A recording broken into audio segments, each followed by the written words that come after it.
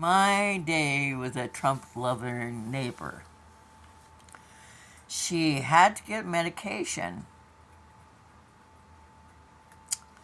at Walmart. She was told it was something, and she follows me into the Dairy Queen to do my pickup. She's decided she wants water. She gets pop. It cost her $3. She only had $8. She had given me $2, so left her with $7. And then she buys a drink that was $3.50. She needed $3 to get her medication because she had gotten a text saying that it would cost her $3. So she buys a pop. Of course, they charge you for water. They're in the business of making money. Um, I have cobwebs because I think they're artwork, and I try to get them gone by September so the spiders don't come in and think, well, I don't want them to live in someone else's home.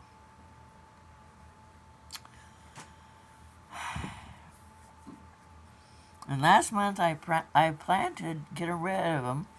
I know it's late, it's past September, but I get tired of walking into them too. And then my broom was outside for a while and the head busted off. So now it's in two pieces and it doesn't reach the ceiling very well. Anyway, so I gave her $1 so she'd have $3 so she'd get her medication. But when I took her to Walmart, her medication had turned into penicillin, not penicillin, insulin, and it would cost her $12. I didn't give her any more. And she'll give me back the $2 she had given me for gas. It took me a long time to get. Well, I had gotten them. I had uh, sent my information for my debit card to DoorDash because I figured that the it would go to the bank, and then I could use that to get my insurance.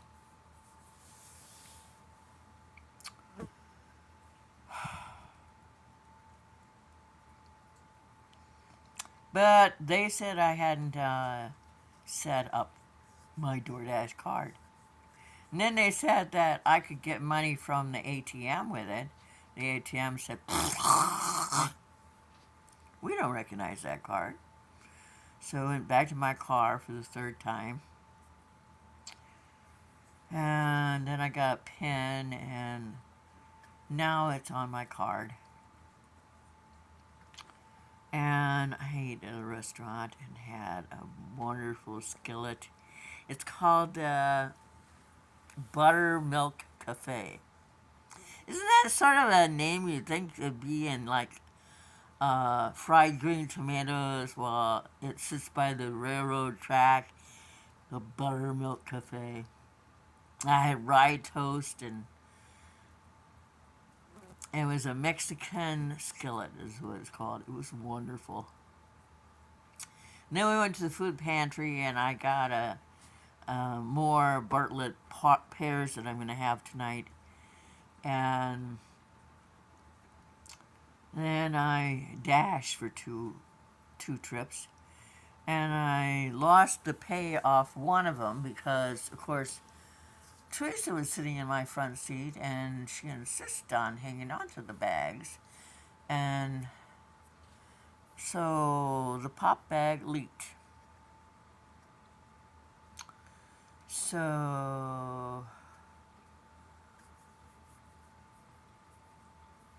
I lost that money.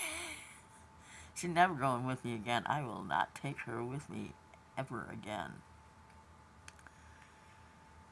It was nice that she carried it up to the house when we eventually found the second house. It wasn't where I thought it would be.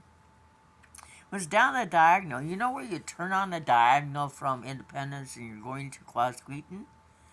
There's the first house. It's surrounded by big old cedar trees. Yep, that was a house. It had said on a note that I'd gotten, turn onto the diagonal, go 2 miles. So I went 2 miles. And I came back and she had said, we're the other side of the cemetery. So of course I went to the left side and the right side. I didn't think we crossed the road from the cemetery, but it was across the road. I hope you had a really good day.